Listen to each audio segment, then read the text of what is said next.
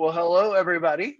Welcome to our virtual book tour. This is stop number 2. And today we're going to talk about dragon kissing for leaders.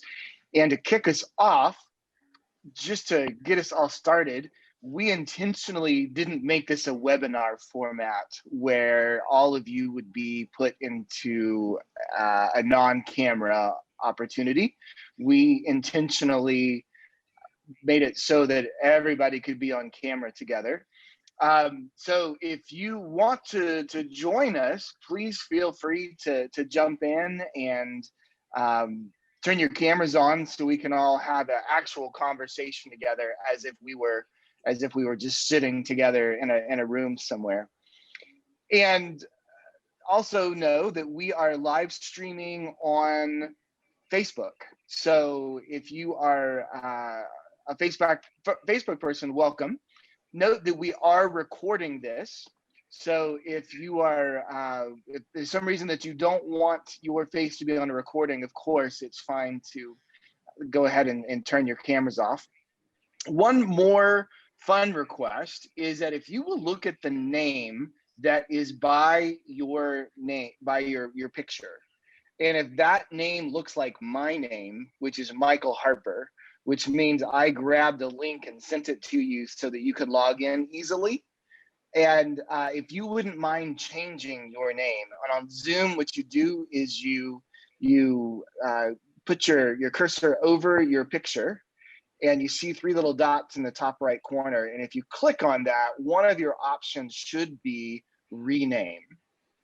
So all the folks that are my twins today, if you wouldn't mind going up and clicking on those 3 dots in the top right of your picture, or your frame that you have there, and go ahead and type your actual name in, so that you're not Michael Harper. That way we'll have a better chance of having a conversation with each other. The other thing is that you want to click on the chat, which is available there at the bottom. There's a speech balloon and it says chat, and click that, open it up. The intent today is to be as interactive as possible. So there's 2 ways to do that. One is just type the heck out of the chat. So anytime you have a question or a comment or want to give a shout out to someone, please make that happen in the chat. And then secondly, feel free. We don't have that big of a group. We have a perfect size group today. We don't have 1,000 people. So the intent is to have it this size so you can speak up and have a conversation. So please feel free to do that as you are able, or type a question in the chat and we'll catch it. So a couple of introductions. My name is Michael Harper. Just want to recap for those who are joining us. We are recording today. So beware of that.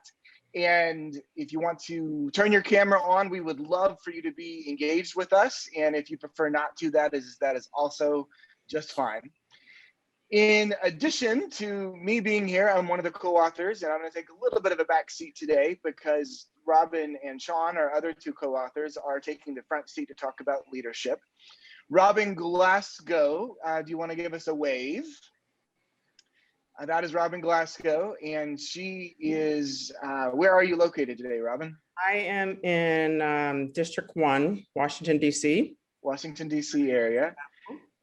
And Robin, I'll give your introduction for you if that's okay. Robin is a frustrated patient, a tireless advocate for humanizing the workplace, and a visionary strategist who is all about rethinking a lot of things. One of them is leadership. Close enough? Pretty close, but you PG'd it for me. I'm a pissed off patient. I'm not. I did. So, the sorry. children could be watching. The children? Okay. And that's PG-13. She really wants to say is she's a fucking pissed off patient, is what she really wants to say. Speaking of not I can say that. The other author of the book is Shawn Nason, and Shawn is with his dragon there, and he's got my dragon with him too, I think. Shawn is the main author of the book. He is a speaker, author, disruptor who is just hell-bent on humanizing all kinds of experiences, and does that by looking holistically at those experiences. So we know that we can't just solve a customer experience issue by fixing the customer experience. We have to use one of the mindsets in the book that's to fall in love with the right problem. And when you fall in love with the right problem, then you discover that you might need to go down a different path. And that path includes all kinds of experience, including things like solving for the employee experience and the C-suite experience and the vendor experience and everything that goes along with it. So both Robin and Shawn will give it more information about themselves as we go along. Today, what we're going to do is I'm going to throw out a few questions about rethinking leadership through the lens of Kiss Your Dragons. Oh, there's Robin's dragon. And we'll have time for about 10 or 15 minutes of question and answer officially at the end. But again, stop us mid-sentence if you have something important to add or put it in the chat. And at the end, we're going to give you a discount code as well. We're going to save that time at the end to just give you a 60-second version of what the new resources are for teams from the Kiss Your Dragons label, and give you a discount code for those as well, and talk to you a little bit about them. And we're also looking for some feedback, so we're going to talk about that. Enough of me talking. The burning question is to Shawn and Robin: what is your biggest current frustration with leadership in the business world? What is it that just chaps your hide, gets you wound up, makes you stay awake at night worried about what's going on? Please, may I go well, first? I would say, Robin, we'll let you go first for obvious. While Robin's going, I'm gonna get my alcohol, so be nice for this one. Mine is like, I can stretch and get mine. Okay, so I have to mine's right there. I have to always start with a definition. We in the business world tend to use the word leader or leadership as I think it's tends to be a squishy word. Just because you have the title, we tend to assume because you're the CEO, CMO, CSO, CVP, whatever, that you have the position, you have the perks and the pay. That means you are a leader. Au contraire, mon frere, that does not mean you are a leader. To me, actually, some of the best leaders come without those titles next to their names, because I believe in the business world, we have a seismic gap in leadership or leaders. So I think we have to, for me, starting from that point. Now, with that said, one of the things that chaps my hide around leadership is the lack of taking care of their people. And so, I believe that most people will say, oh, we're patient focused, we're customer focused, customer first, whatever squishy word that you want. I don't have those little signs up because I watched that Geico commercial. You can't have those weird signs, peace, love, all that kind of stuff. But in many kitchens, there is this: if mama ain't happy, ain't nobody happy. And I believe that is very true with anyone who is running a business. If you aren't taking care of your people, who are supposed to then take care of your customers, then you're unhappy associates, employees, team members. It's really hard to put lipstick on a pig if they are not feeling the love, feeling the support, feeling like they have the right tools in place. So when I say that having the leader who is making sure their people are taken care of, it's not the virtual hugs, that's nice. It's having that empathy, and it's making sure that your sole job is to remove the barrier for them to do their job. Period. I yield my time. Go ahead, Shawn. Well, how do I even add to that, Robin? Because Robin and I have pretty similar opinions on this around leadership. I think we give that title way too loosely in the world today. And that not everyone that's being called a leader should be a leader by any means. And so Robin and I both have a very dear friend, and Michael, and a executive that we do a lot of work with. And what he has said to me in the past is a leader's job is to do exactly what Robin said, is to remove barriers and obstacles for people in their organization. A true leader's job, and I'm talking, let's talk senior leaders, and I would say this across the board, that it's not your job to be in the weeds and micromanage teams. And so if that is what you have to do as a leader, that's when I start questioning, do you have the right people hired on teams? I love that. Robin wrote, weeds are where allergies happen. Yes, right? That's so my job is to not be in the weeds. My job is to give strategic direction to our organization. And then as we get, we face barriers or obstacles, that's when they come to me. Yeah. And then Michael, I don't know when you want me to give my 3-point sermon so Robin can pass the offering plate, but if we're going to get into that, we'll wait for Not that. yet. Okay. Not yet. Awesome. Yeah. Awesome. So in the chat, everybody, what if we go with this premise, right? And I'll have Robin and Shawn answer while we do this. But in the chat, if this is true, if that a leader's job is to remove barriers, to remove obstacles, what specifically are those obstacles that you as a leader, each one of you, everybody on this call, what obstacles do you need to be removing for those whom you lead? And Robin and Shawn, I'll invite you to look at the chat and comment on it and talk about. I love risk-averse culture. What are some other obstacles? When you speak of obstacles, Robin, what are you talking about? Yeah, it's popping up in the chat, and I threw one in, dead weight. I think the biggest obstacle are people.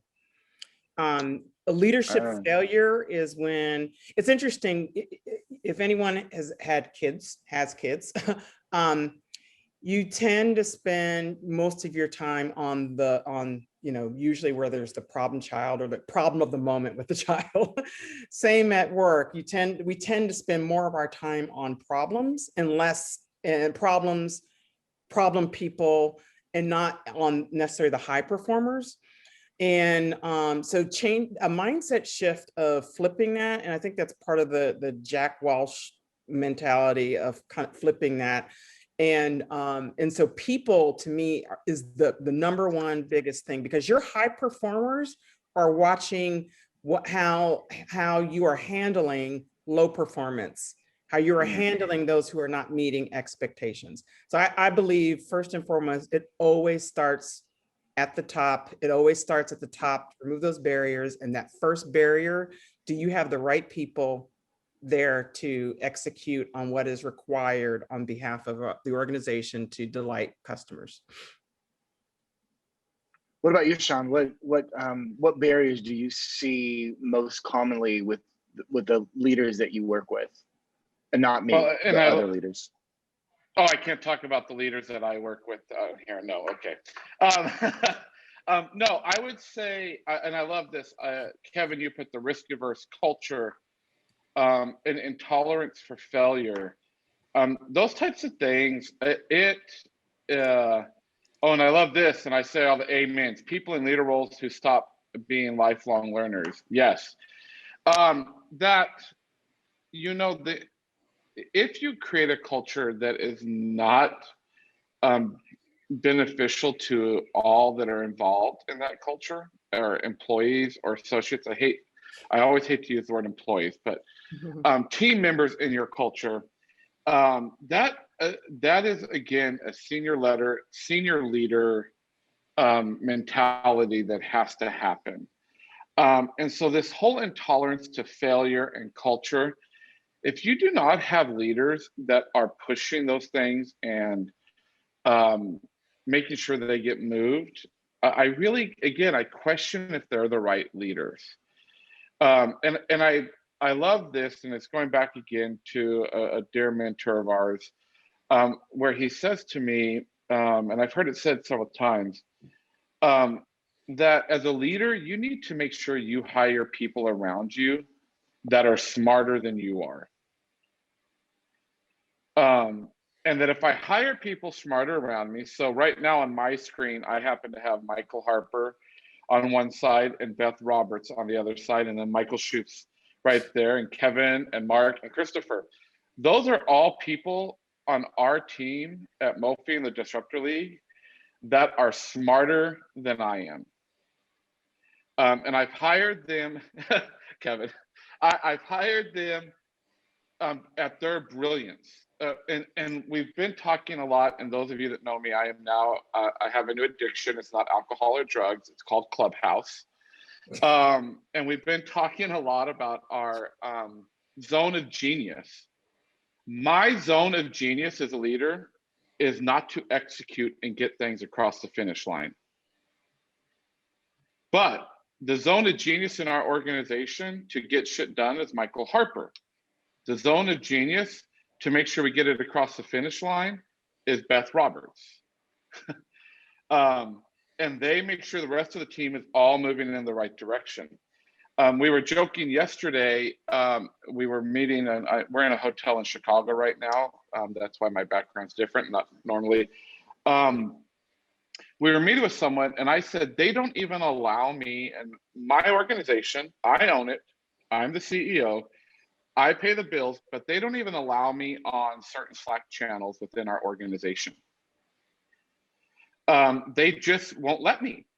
And because that's when because as a leader, I don't need to know all of that. What they do is they create a Slack channel for me. When they want me to see something, that's when they drop it in there. But they have all these other working channels behind, right? Yeah. They're in their zone of genius, right, Robin? And Michael, yeah, you can talk about that from our organization. Absolutely. That's how you move. That's how you move in your zone of genius. So when I don't have to do that, then I can go and do the things to look forward for the organization. Absolutely. Oh, I was just going to pile on. So there's a couple of folks that are a part of the organization, that are on this Zoom, that are part of the organization for the individual that Shawn and I are referring to. And I will just say this: when you know, one of the things that we talk about, and I'm sorry to jump out, I'll hold off, because if we're going to go through that, I don't want to steal thunder. I'll hold off. I was going to go to the, yeah. Yeah, and we might be jumping. There's so much to talk about, right? Yeah. So if you're not familiar with the book completely, we have the 5 mindsets on the left and the 5 heart sets on the right. And the one set combination that I think we're talking about the most right now is that bias towards action and unleashing your inner fire. And let me just jump ahead. This is a part of the deck actually that you'll be able to jump in with us in this part of the resource kit that I'm going to tell you about at the end. But the bias towards action and unleash your inner fire, bias towards action is no more grinding your gears over I can't do it and it won't work. Exchange the doom of doubt for the power of doing. And it couples with the heart set of unleash your inner fire, which is turn your flashes of brilliance into flamethrowers of disruption by unapologetically launching your heart into the biggest challenge you can find. And I think that's what I hear you talking about, both of you, and that is what I see in the chat, is that it's that fear base that we have to destroy. We have to get rid of that before we're able to actually be the leaders that the world needs us to be, that companies need disruptors, they need innovators, they need people who are going to be thinking big and thinking differently. And I think that goes into the 3-point sermon. So Shawn, this is your big moment. This is my moment. Awesome. So, and to show you guys, even as the author of the book, I still take a ton of notes in the book. So you will see I have a big Post-it and notes, because I also want to make sure that I'm always preaching the right thing. And here is my 3-point sermon, and then Robin will pass the offering plate afterwards for this. And it's pretty simple. As a leader, I have 3 principles, and some of you have be transparent, I think it's awful when leaders aren't transparent with their people. In the good, bad, ugly, storms, everything, be transparent. We talk as a heart set and a mindset around radical relationships. So build relationships.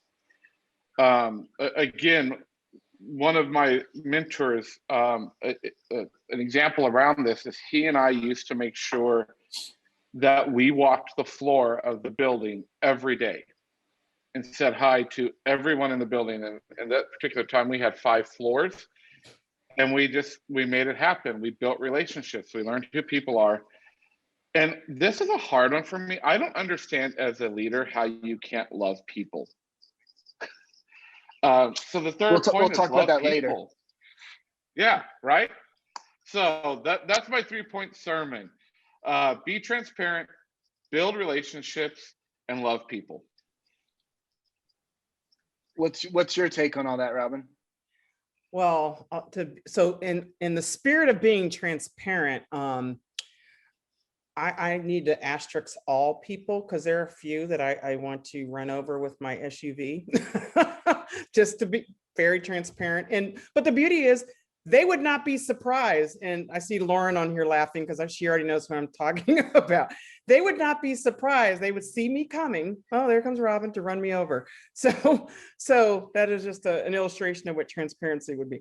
But I would say, and what you flashed up there where I was going to go is, there's another 3-part sermon that is around, the first, do no harm. Then there's the second, break no law.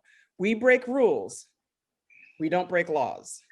Laws require stripes and sometimes orange, and that's not always a good look for everybody. And the third that I'll speak to is proceed to apprehend it. So the mentor that Shawn's referring to sent a note, I want to say maybe 5 months ago, and I was like, hey, and we've probably have had, I don't know, we've never had a one-on-one. And I said, hey, here's how I roll. I am a first do no harm. I will never break a law. And I'm going to then proceed to apprehend it.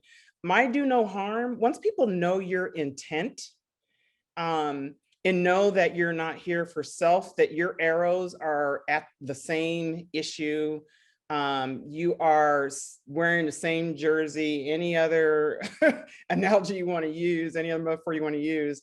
When they know your intent, you're building your permission to then, okay, break no law. Well, and you guys know what that is. Oh, that's the way we've always done it. Well, we have to do this before we do. Well, we have to. Most rules, most policies were created at a time, often need to be reevaluated. And to me, it's like no time like the present. And again, you've built that intent. You've now looked at the opportunity, and in the proceed to apprehended. People often say, I ask for forgiveness, not permission. I will invite you to never say that again, because you were hired, hopefully, if you guys are on this call, I imagine that you were hired at some point because you are somewhere on the scale of badass. And so if you're on the scale of badass and they hired you because they understand they hired you because of that, your intent is known. They know you aren't here to break down the organization. You are here to make things better. Do not ever say, I'm sorry for doing my job. No, that's what you got hired to do. What you should do is say, you're welcome. So anyway, and it's one of those things where people are like, oh my God, I could never. And Lauren, I know I'm on like, I never ask permission, right? She's like, we got to ask. I said, no, we're not asking, we're telling. And you have to phrase things in a way, you're not giving people the opportunity to say yes or no. You're building it so that they can understand your why, and you tell them what you have done or fixing to do. You're welcome. And to bring that back full circle, just a little inside, I don't know if it's a joke or not between me and Robin, is proceed until apprehended. It's really easy to focus on the proceed. Mm-hmm. And sometimes as a leader, you have to focus on the apprehended part. There's that. Right? So yeah. There is a point at which you proceed, and then you can't be shocked when you get apprehended. That's part of what we're talking about. Right. And to circle it back, Right. it's the radical relationships and the transparency and the love for people that Shawn's talking about that gets you through being apprehended. Both you having to do the apprehending, because there's a good way to do it and a bad. I've done both. There it is. And there's also when you're being apprehended, I could teach a course on that as well, because being the person who has to apprehend is not fun or easy, and both require a lot of skill set. So let's press the pause button. Well, I love question and answer time because I wish we were all in a room together having a fantastic lunch conversation about all of this, and we could break into groups of 2 or 3 and really spend time getting to know each other and just let all that thought leadership rise up. So what questions are burning inside of people right now? Feel free to throw it into the chat or just take that mute button off and let's talk. And I know someone has a question out there that's amazing. And I'm not afraid to call on people. As people are thinking about it, I have a question. If no one's ready to jump in, is what gets in your way of being able to be either the best leader you are, or being able to proceed as apprehended? What gets in your way? Feel free to trash that question if you don't have one, but no, that's a good question for everybody to answer. What gets in your way, and what prevents you from being able to proceed to apprehended? Yep. What are those things that are holding you back from following that mindset as a leader? And would love for anyone to take their mute button off and chat with us. And if not, you can put that into the chat there. Hi, everybody. I've got something. Please.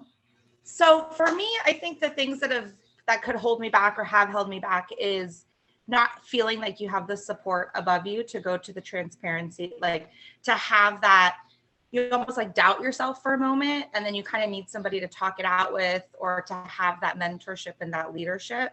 And when you don't have the ability or the feeling that you can, and you have somebody approachable on your team or having your back, that could really get in your way and get in my way, because then I start to maybe self-doubt myself, or maybe not make the decision that I would have made if I just kind of had somebody to maybe throw that off with and have that, that conversation with. Does that make you refocus your energies as a leader of how to have people's backs? Yeah, absolutely. It definitely makes me realize how important it is, and how important it is to be approachable, and that even though there is a fear, there is this strange fear of like going to somebody higher up than you or a leader. There shouldn't be. I feel like, we said it earlier, that you hire people that are smarter than you, and that you work with people that'll complement each other, and that, not having that, like, not creating that, like, oh, I'm better than you, I'll always have the right answer, and just being able to be transparent. Shawn, do you want to talk about the swarm conversation? It's a great comment, Stephanie. So, again, working in your zone of genius, right? So I've heard it said a lot of times that your vibe attracts your tribe, right? And so your tribe are people that are generally like-minded, think the same way you do, sometimes do the same things you do. And this whole concept of a swarm actually takes it a little farther than that. Because if you study a swarm, dragons travel in swarm. And if you go back and watch the movie How to Train Your Dragon, which is where some of this is based off of, when you look at how those dragons travel together, it's not 10 dragons that look alike are built alike, are the same color, talk the same, do the same things. It's 10 dragons that literally may look different, so a different color, may talk different. You mean one could be on the left side and one could be on the right side. Let's just put it in real terms. You know, or one's going to be the leader and one's going to step back and allow and to help be the second dragon, right? So if we took that and put that into, and the whole concept in the How to Train Your Dragons, the 3 movies, is they changed the whole society. The village, the town village that Hiccup was part of, they were trained to kill dragons. And because he was brave enough to lean in and kiss his dragon, Toothless, it changed the whole society. And it brought a whole swarm together in a new way of dragons and people. Well, damn it, what if we did that today in America? Right? What if we actually surrounded ourselves with people that don't think like us, that don't look like us, that don't act like us? And I've said this a couple times, and I'm really starting to lean in this. I no longer agree to disagree with people. What I agree to is respect people. I don't have to like your side or your point of view, and I'm not going to agree to disagree with you, because I'm still not going to maybe like that. But what I am going to agree to do is respect you. And that's why the book was so important.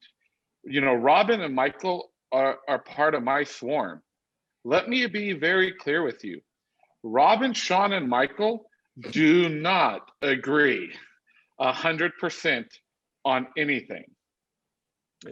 What we do agree is, I'm going to respect you, Michael, and your opinion, and I'm going to respect you, Robin, and your opinion, but it doesn't mean I have to change my opinion. But in that space, what it has done is you do start to change your opinion, because it comes from a place of respect versus defensiveness. Right. And that's my second sermon. So Robin, you can pass the plate again now. Yeah, go ahead, Harper.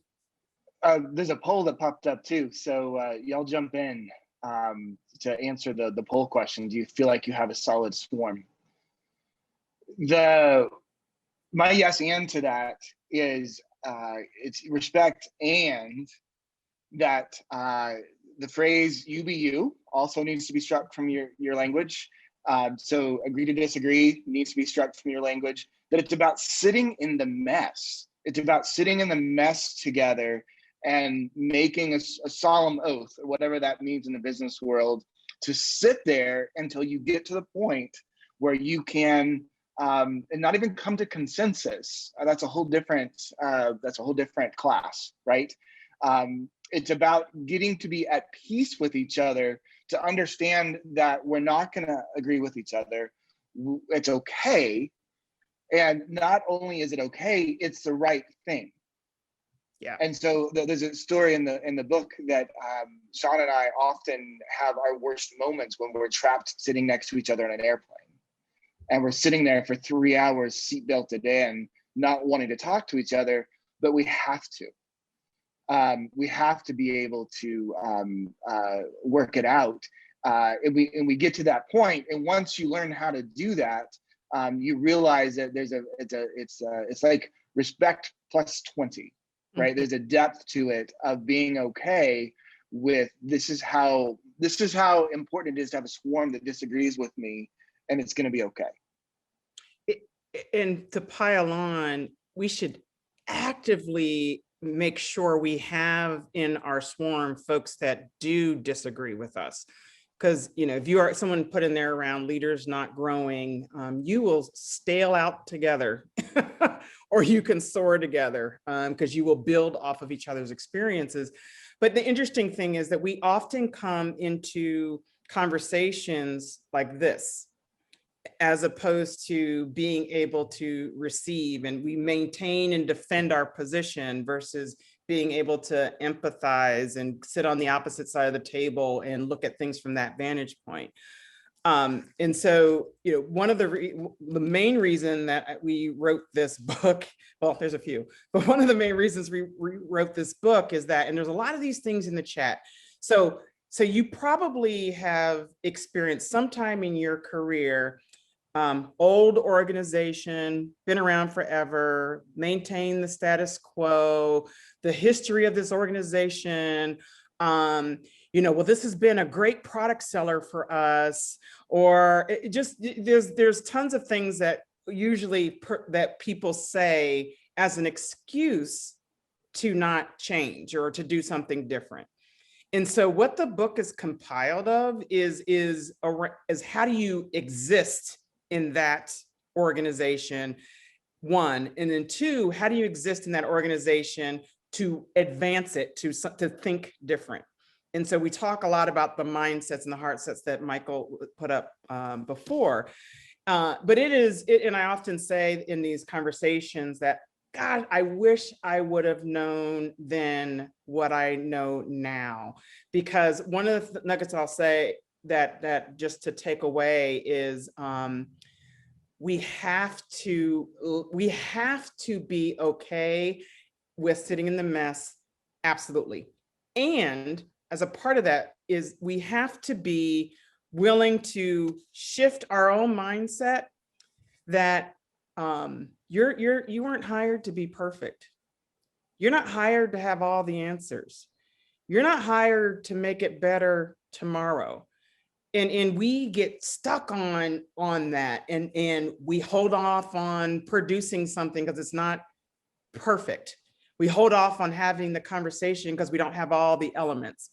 And so we have this notion of a bias towards action that creates an environment where it's okay to sit in the mess and expose people to something before it's all baked.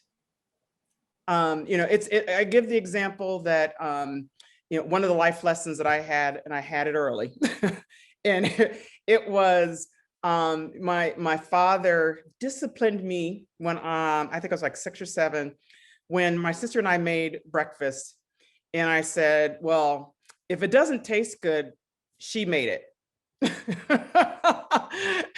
And so I share that example because I was shirking the blame off of her. And typically what happens if two people are building something together, if you're deciding what's going on the menu, if you're deciding, the ingredients and what to substitute because you ran out of something, if you're deciding, what might complement and where you might want, if you're building that together, you gain so much permission to break things, and you gain so many fans that might have been haters. And so most of you guys know this as co-design, co-collaborate, and we freak out often. Oh no, we can't invite our customer in to have this conversation with us, to build with us. Are you kidding? We can't expose them to this. So let me get this right. We don't want to invite our customer in to build something that they would want to buy and pay us money for. If you went to business school, that's kind of probably the first lesson you learn. Build stuff people want to buy. What better way than invite people into the tent? And it works if you're selling externally, if you're selling internally, if you have kids, if you have friends, if you don't live by yourself, it is a universal lesson. So much to think about, and so many takeaways. And I love everything happening in the chat. We have time for Michael, maybe... Go ahead. Wait, Michael, I have to jump in because Dawn Marie, I cannot not talk about this. First off, it's great to see you, Dawn Marie, on here. But Dawn Marie wrote in here, I work for a historic institution. I feel like this need to preserve the history and traditions, wars with the need for necessary updates and changes. So Dawn Marie, my biggest failure in my life, you may have heard me share it, is when I actually worked in higher ed. And I actually shared this a few weeks ago in a club called the F Up Club. You can only imagine what F Up stands for. And listen, this goes back to very much a mindset. You need to find the person in that institution. So even when I worked in higher ed, I found 2 or 3 people, and it took me a little bit within that institution that I could get to think and were thinking a bit like I was. And that's very much of where go where the love is and find your swarm. And that's what you have to find in those types of organizations. When I worked for Humana and we started this big transformation, I had to find someone and somewhere to go where the love was. Because and I'll never forget, and there's a couple people on here that worked for Humana, but her name was Marsden Connolly. And some people were really scared of her. And I never had that moment with her. I loved her to death.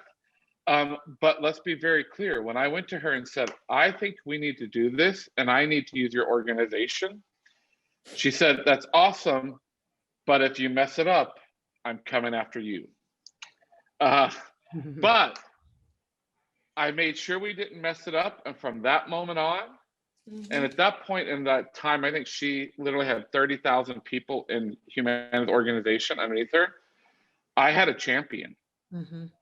And she started calling people saying, I want you to use this process to solve this problem. And so that's, find someone, Dawn Marie, there's somewhere in some building on that campus that you'll find that you go, I relate with them and they understand me, and go where that love is. So I know, Michael, we're getting short on time. So can I just add one more and to that, Shawn? Is that another way to do that when you find that person, or if there's a person strategically that you want to really make sure that they're part of the love train, is say, give me your top 3 priorities or 10 priorities. Nope. Okay, I'll take number 7. What do you mean I'll take number 7? I'll take number 7. If in most leaders, you mean you're going to take something that I don't have to worry about and I'm probably not going to get to anyway. That's another way to get to what Shawn is talking about. So sorry, go ahead, Harpa. I hate to wrap it up, and I'm going to wrap it up anyway. That's part of the mess, right? And it looks like we've got a good mix of people who are okay sitting in the mess, as well as those who are transparent about feeling uncomfortable.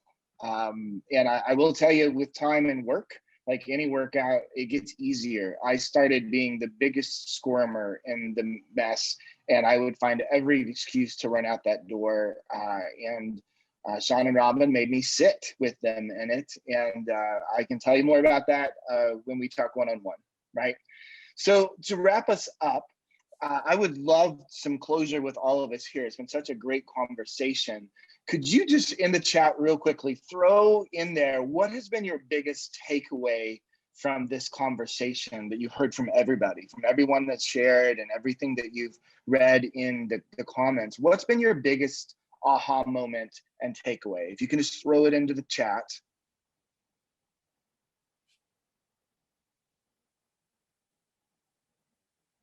The building the muscle is strong. We've got to, let's get messy. Can't ask for forgiveness. I love all the mess, which is so much easier said than done, right? Yeah, Dawn Marie is getting serious about where to kiss the dragon. It's not even just a nice little cute kiss on the head, right? It's face those fears and go for it. Getting dirty. Thank you, Kat. No apologies. Stop saying ask for forgiveness. I love that, Stephanie. I'm not gonna read the puck it up. And I love the transparency. Yep.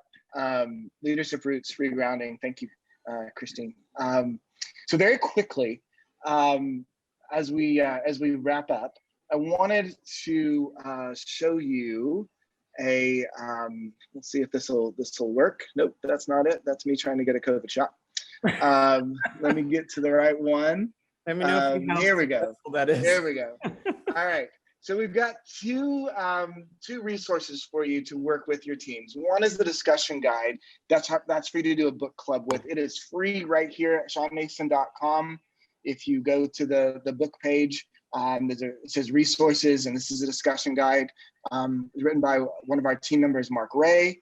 And there's a set of questions for every one of the chapters that you can read chapter by chapter with your team to take them deeper. So please go grab that for free. Get books to your people. If you're going to order a lot of books, talk to us so we can get you a discount. The second thing, though, is this resource kit for teams that we actually launched yesterday. And it's a whole bunch of resources. It's the PowerPoint deck that I just was showing you. It is a placemat activity that can be done as individuals or as a team with a problem, and it takes you through a problem. It takes that problem through all the mindsets and heart sets in one activity placemat. Christopher Brennan wrote that for us, and with the help of Mark Gray. And our design team with Chelsea and Beth put it all together. In addition to that, there's actually also an assessment that allows you to do a quick assessment with your team to figure out which heart set mindset pair to start with, and then a playbook with 16 activities that, based on the assessment, you can do with your team to help them kiss that dragon together. So it's a PowerPoint deck, a placemat that can be used multiple ways. It's an assessment. You get the discussion guide, of course, for free. It is the skill building activities, and then there's emails and a way to put it all together to make it easy as possible for you. When you buy it, if you put in the code KYD20, KYD 20, and if someone can throw in the chat the website of where to go to get all this, as well as that code. And my final ask is that we are looking for 1 or 2 folks to take these resources and test them with your team, and then let us grab some feedback from you that could help us with how to market this and position it with other people. So it's an ask that we give you the curriculum for free. We'd help you learn how to use it, and then you would help us with some feedback that we could publish, as well as some videos and some pictures of people using it, so we can help spread the word, not just about this curriculum, but about all the concept that we're doing. So if you are interested in partnering with that, please send us,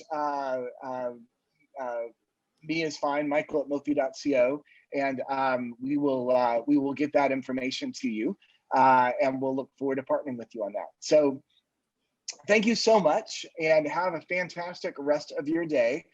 Keep reading with us, keep joining us. We've got another session just like this in a couple of weeks, and it's all about Batman. So have a great rest of your day. Bye, everybody. Bye.